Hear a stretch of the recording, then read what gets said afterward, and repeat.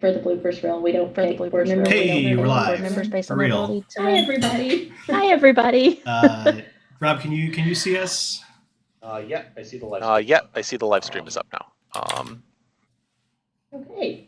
Then with that, let's get started. Everybody. Good evening, everybody. Hi, I'm Amanda Coots. I am part of the board of directors for Judge Foundry. I'm the president. And I want to start by introducing the other members of our board. Letting them introduce themselves. Or letting them introduce themselves. Let's start with John Bryan. Hey, I'm John Bryan McCarthy. I'm from the Arlington, Virginia area. I'm a director and the treasurer of Judge Foundry. And my keyword is haste. I'll kick it over to Joe. Hi, I'm Joe Klopchick. I'm a director and the vice president of Judge Foundry, and I live in Seattle, Washington. And I guess I'm sending it to Rob. Hi, I'm Rob McKenzie. Hi, I'm Rob McKenzie. I'm level 5. I am from Minnesota, and I am a director, and I am the secretary. So I'm going to be taking the notes for this meeting. Hi, everyone. I'm Paul Bears-Baronet. I'm the board member at large, and I'm from the New York City area. Thank you all. In addition, today we also have as a special guest our parliamentarian, Matt Schaefer, who will be running the meeting. A huge thank you to Matt, who's helping us get some of our details squared away, including some major assistance on the bylaws. So thank you, Matt. Big picture, we have a few things we want to run through today. We're going to start with some questions and answers that y'all put on the forum for us. And then we are going to vote on a few resolutions. And then we're going to show you a demo of our new gift subscription or upcoming gift subscription feature. One note for everybody, when we share some video later in the meeting, please note that this is a work in progress. We're still kind of figuring out how to get all of the streaming working. And on that note, I also want to say a thank you to Logan Ish, who helped us with a lot of technical details so we could stream this meeting to you today. I'm going to get started. I want to just tell you a few things about what we've been doing with Judge Foundry, what's been going on. As of right now, we have more than 600 dues-paying judges as members of Judge Foundry. There have been 238 exam questions written for across our 5 advanced exams and 4 update quizzes. We launched our new website earlier this month. Thank you to John Bryan and many others for putting work into that. Also on our website, we have our new merch shop for some Judge Foundry gear. So if you're interested, you can check that out. As a note, our first batch of orders closes on February 15th. Also in the background, we've been working on forming partnerships with TOs and other judge programs, and we'll have a little bit more to share about that later today, and then some more conversations ongoing that we'll hope to share with you in the future. As we're working on even more things that we'll hope to share with you next month, including the Murders at Karlov Manor update quiz, more about the launch of our gift subscriptions, which we're going to demo tonight, and more. And with that, I'm going to turn it over to Matt to lead the Q&A. Thank you, Amanda. Before we get to the Q&A, the first thing that we should do is approving the minutes of the 2 previous board meetings. Those aren't quite ready yet, so if there's no objection, we're going to postpone the approval of the minutes to the next meeting at the end of next month. All right, hearing no objection, then that is postponed. All right, so we have Q&A. The questions have been pulled out and ordered for me, so I'm going to just read through the list from the top. So starting with question number 1, this is from Brian Prilliman. For each board member, in your opinion, what is the number 1 short-term and long-term actionable goals for Judge Foundry from your perspective? Thinking through this, there are a lot of things that came to mind. I don't know if it's exactly number one, but one of the important things for me short term is the event admin certification. We announced that late last year, but realized that there was more work that needed to go into that than was, that anyway, just a lot of work still needs to go into that. And so that is near the top of my short-term priority list. Long term, I think is also along the same lines. Is I'd like to see more diversification of our judge and other event admin or other event kind of roles, and through our ops track and through other means of recognizing judges for different paths outside of events. And so that's the major areas that I see. Hand it over to Joe. So my top short-term goal was polishing exams. We've created a lot of exam content. It's not all perfect yet, and there's some iteration that needs to be done. So we've got work to do there to make our exams as good as they can be and updating them as new sets come out. And then a long-term goal is increasing engagement with both judges and players in a way that we can have more players become judges, kind of facilitate people learning about judges, learning about Judge Foundry, and being able to join the program. John Bryan is next. So my short-term goal here is projects. We got to get projects up and rolling. Conferences, elections, member services, marketing, content, all the projects. Long-term, like Joe, I'm focused on recruitment engagement, getting that judge pipeline going, both for new judges and judge promotion, so that we can bring in the next generation to take over. I'll pass it down to Paul. Yeah, great question. Thanks, Brian. So short term for me, I think the priority is to try and streamline the information available about how to become a Judge Foundry member. We have a lot of information out there, but making sure that it's accessible to people and digestible and actually on their minds is I think really important. Long term flows from that a little bit. I would like to make sure that we're building community, both by listening to feedback from people who are members as well as people who are not members yet. And as other people have mentioned, being in touch with local TOs, LGSs, letting them know about everything that judges and Judge Foundry can offer for them. And additionally, I really want to celebrate diversity and do our part to support judges from underrepresented groups. I've already said a lot, but then the last thing I will also say, as a long-term dream, it'd be really great to have some kind of executive director who we could actually hire to do Judge Foundry work, part-time, even starting 5 to 10 hours a week. And finally, I'll kick it over to Rob. Yeah, thank you. So my short-term thing that I'm most engaged with is the merchandise products, making sure that we get those built out well, get those into people's hands, and get whatever feedback we need to make those better in the future. And so that's my short-term thing that I'm really focused on. In the long term, building mentorship opportunities amongst judges, especially getting conferences off the ground and getting our yearly member meeting going, is very important to me, and I believe that's a big challenge that we need to get done and underway. So that's my current long-term or longer-term goals. Okay, thanks. The next question is from Ryan Wood. Does the Judge Foundry board want to receive support however it can from Wizards of the Coast? Is this a tangible goal? Who wants to take it first? So I think I got this one. So in general, yeah, we want to receive support from Wizards of the Coast. We'd love to be endorsed. We love lots of things from Wizards of the Coast. We're hoping that the work we're doing now leads to that happening.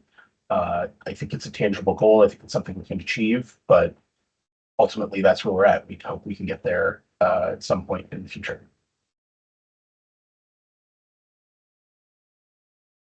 All right. Next question from Matt Muckle. I am generally curious how current uptake and enrollment looks versus previous systems. Are there easily reviewable metrics to see who has migrated over to Judge Foundry from Judge Academy or other lapsed systems? Are certain levels migrating over at higher percentages than others? If there are less of any subset, are there plans to encourage them to matriculate over? As a side question, are we seeing the expected movement from uncertified to L1, etc.?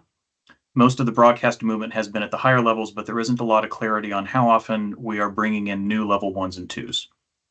Yeah, thanks, Matt. This is a great question. It is very tricky to answer because we don't have access to all of the metrics that we would like. Judge Foundry is not Judge Academy, so we don't have access to their data on certifications. But we are looking at trends from data that we have about our own members. And as was mentioned earlier, we have around 600 members, which maybe you feel this way, maybe you don't, is actually above our projection for right now, and it's over the minimum number of people we were looking for in order to cover the fixed expenses that Judge Foundry has. So we're really excited about that, and I also wanted to say, thank you to everyone who has joined, who is paying dues. We know it was an act of faith, and we're very honored by that trust, and we are going to do our best to not let you down. In terms of the engagement and the movement, we have been seeing new judges be certified, new judges being promoted, people taking the update quizzes, as well as applying for events. So it's clear that judges are getting engaged, but we would love to understand this better. Like I said, this is a great question. I would say stay tuned. Sometime in the spring, most likely, we'll be able to take a deeper dive on some of this and present more specific metrics to help you understand what the engagement of the community looks like. So again, thanks for the great question. All right, thank you. Next question is from Brooke Gardner Durbin. The Judge Foundry policy of making exams closed book has generated a lot of discussion recently. I think many people would appreciate some explanation about the logic of the decision, and for the record, I agree with the decision.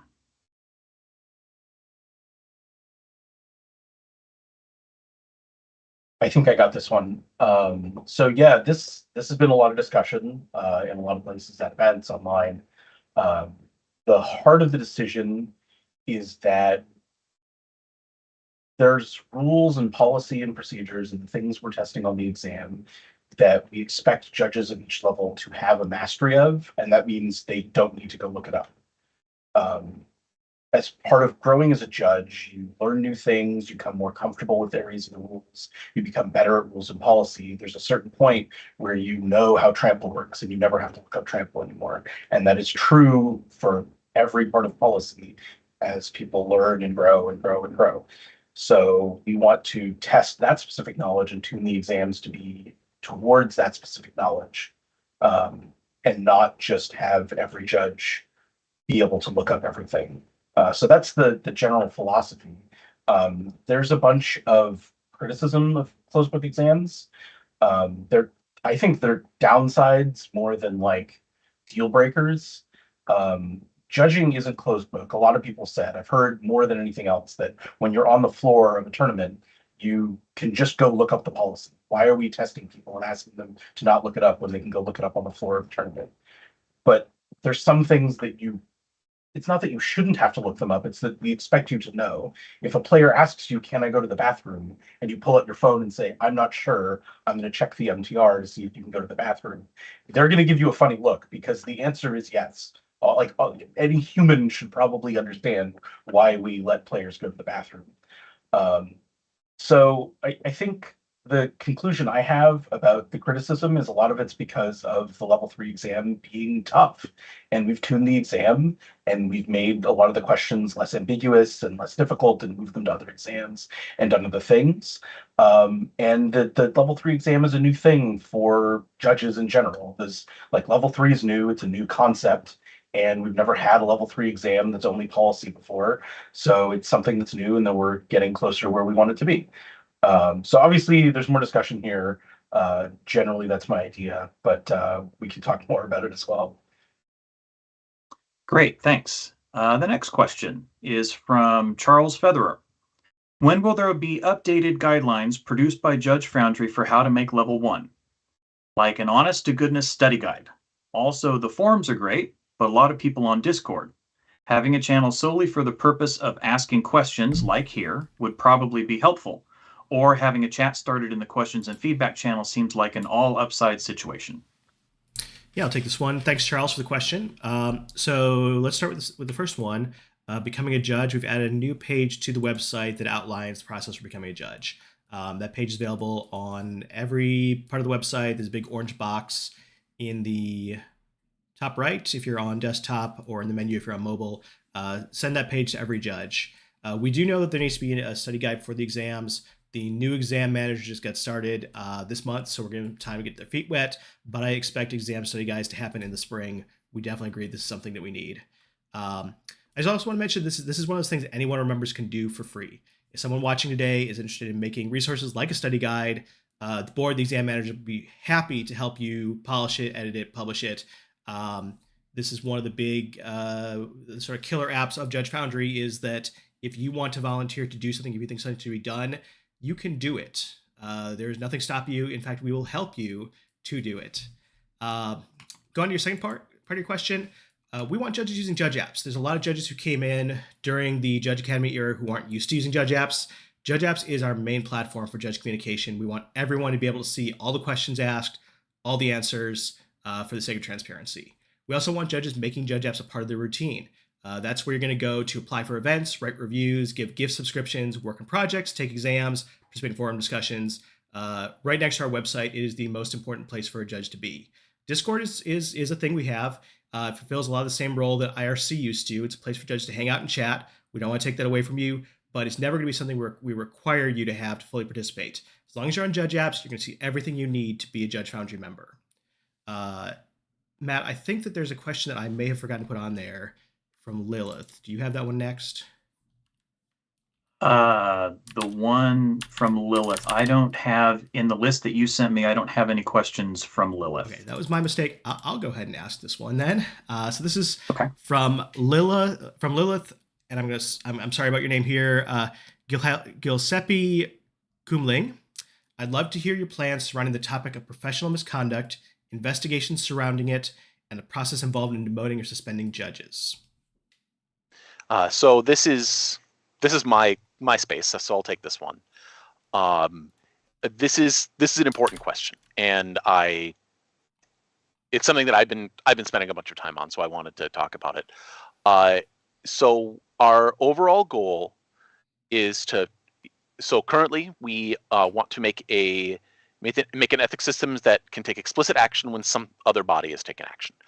So if a qualified body like a legal system has made a determination of finding a fact, then somebody's been convicted of a crime, we can take action very reasonably based on that.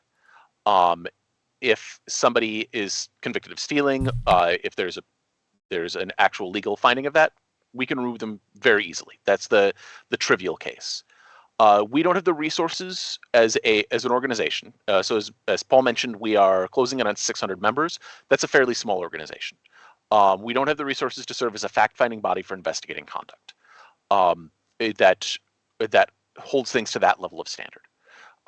As tournament officials, we investigate cheating within the tournaments. We can boot people from our tournaments, but from the perspective of a court of law, if we get into legal issues, we aren't a fully qualified fact-finding body.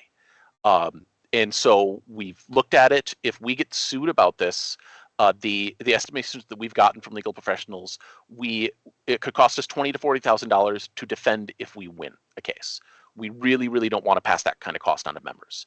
That would be a thing that members are that it's the member organization. That's how much members get hit.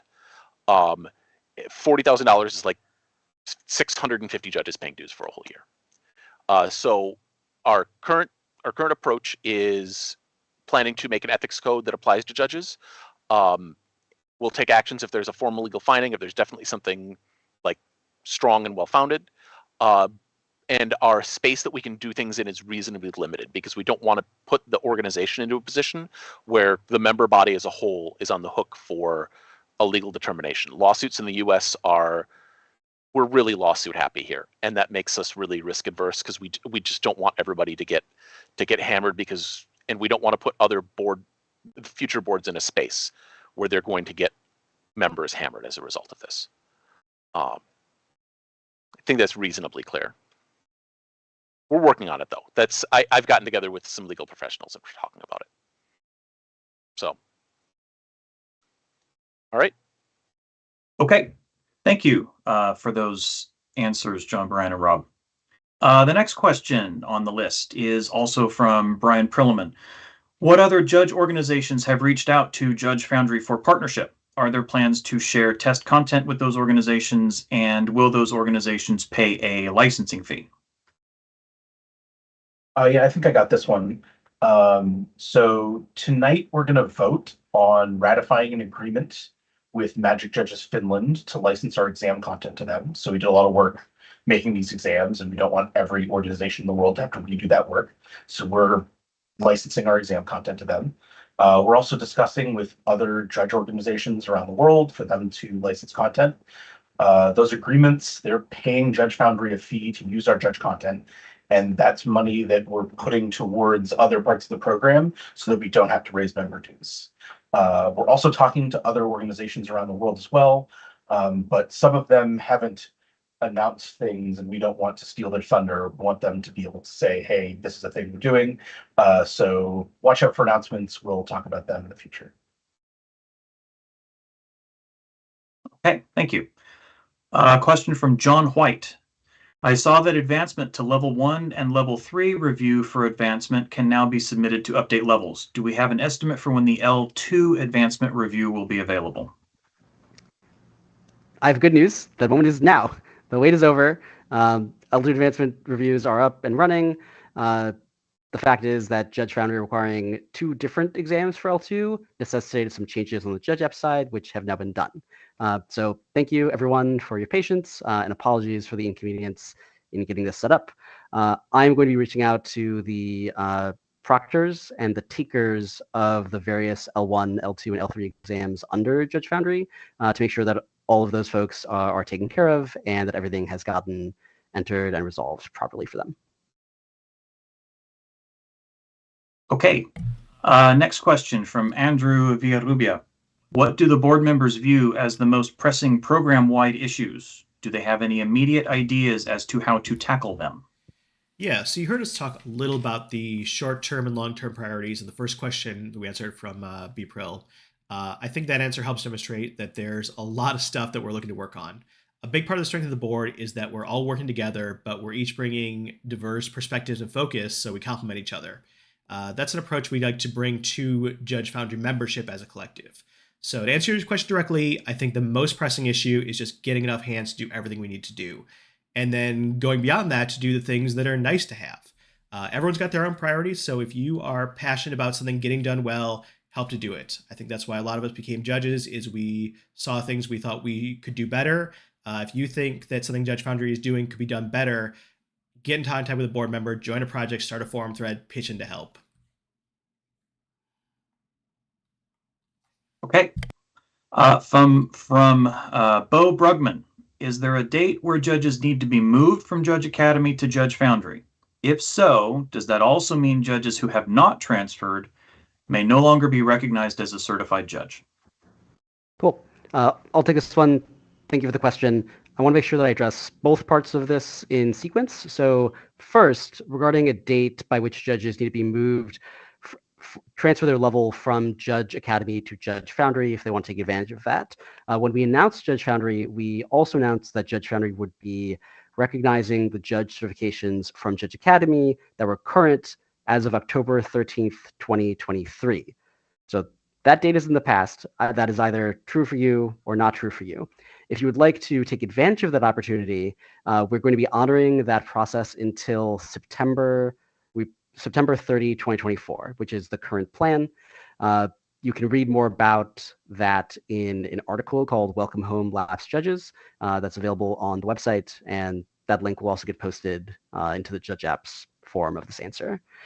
The second question regarding people no longer being recognized as certified judges, also very important, but it's not entirely a Judge Foundry question. Judge Foundry can't take away someone's Judge Academy certification. That's just the way that is, and that's great. I wanted to mention that Judge Academy has very generously decided to keep their certification platform and all the materials available for free for the foreseeable future. So ultimately, the changes on that aspect of the judge community and the judge certification system will be coming from Judge Academy. Okay. And the last question that's on my list here is from Ryan Wood. Does the Judge Foundry board have a goal in mind for total membership by the end of the year? And how can judges help with this goal? What action items do the board have in mind to achieve these goals? Thanks for your question, Ryan. Questions. So we mentioned this earlier. We need at least 500 judges by the end of the year to pay for our fixed costs. We already have more than that, like Bear said. So we need to talk internally and find a new, bigger, better target for September 30th, because we're still going. We show no signs of stopping. There's still a lot of judges who have yet to join, and more players out there who've yet to become judges.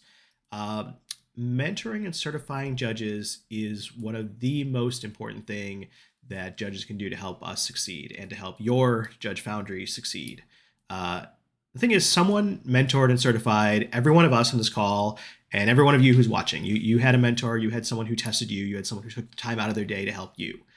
Now it's our job to pay that forward, whether it's starting Judge Foundry or certifying a judge, then find some way to pay it forward and encourage the person at F&M who's always friendly to new people, who seems to know the rules pretty well, who actually sits quietly when you're making announcements. Tell them, hey, have you thought about becoming a judge? We also need judges to work with their mentees to help them reach their goals, keep them engaged in the program. Over the last few months, we've made a priority to promote a bunch of judges to L3 because we wanted to get folks all around the US and Canada who could promote judges to level 2 so that they could certify new judges. Help your mentees to learn their IPG, learn their MTR, recommend them to TOs, say, hey, this is a judge you can trust, they'll do a good job for you. Give them feedback, write them reviews, and help them get experience so when they're ready, you can write them a recommendation to help them level up. That's the biggest thing that judges can do to help us be successful and help your Judge Foundry, your judge program be successful. Okay. Thank you. So I think that concludes the Q&A for this meeting. The next item of business, we move into new business. So the first thing that's on the list here is approval of the licensing agreement with Magic Judges Finland, which is a resolution. Does someone have a motion to adopt that? I move we accept, ratify the contract, the licensing agreement with Magic Judges Finland. All right. It is moved to ratify the agreement with Magic Judges Finland. Is there any debate on that motion? No. Okay, we'll go into a vote. Those in favor of ratifying the agreement, please raise your hand. I think John Bryan's got his hand up there. It's off screen. There we go. All right, thank you.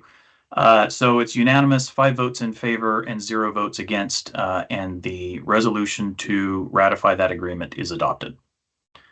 The next item is authorization to purchase merchandise. Got a motion for that? Yes. I put forward the resolution for merchandise purchase for the payment of costs on it. Okay. It is moved to adopt the resolution to authorize the payment of the cost to purchase merchandise. Is there any discussion on that resolution? Okay, hearing none, we'll go to a vote. Those in favor of adopting the resolution, please raise your hand. That's all 5 of them. Thank you.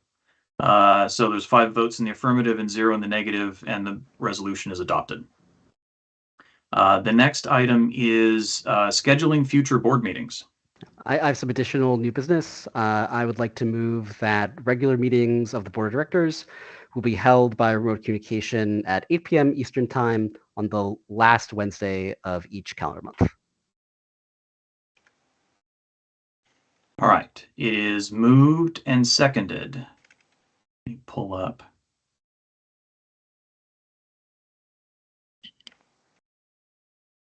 Give me just a second here. Yes, here we go.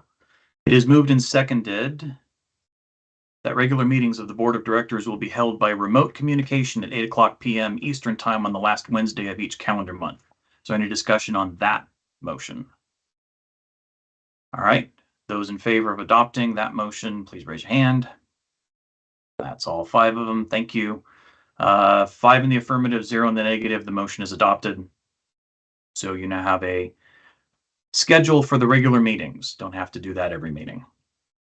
All right. That concludes everything that's on the list for me for new business. Is there any further new business? No. Nope. Okay. Then the last thing that we have on the agenda that I'm looking at is a demonstration of gift subscriptions. Cool. That's me. Let me pull it up really quick.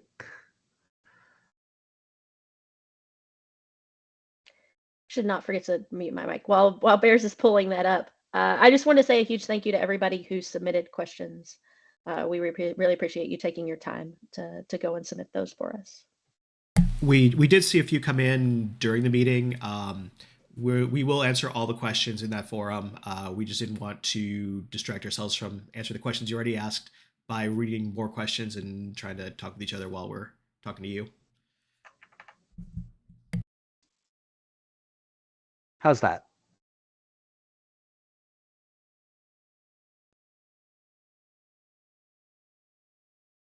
I can't hear you, John. Brian, I can't hear you, John Brian, but okay, great, excellent. Okay, great. So for gift memberships, you'll be able to get into a few places, most likely through the sidebar. It's important that anyone is going to be able to do subscriptions. They don't have to be a member. So for example, TOs will be able to do this, and many of them may not be members. So you click on gift membership. It's going to bring you to a form that asks search for a Judge member, like other fields exist on Judge apps, like for example.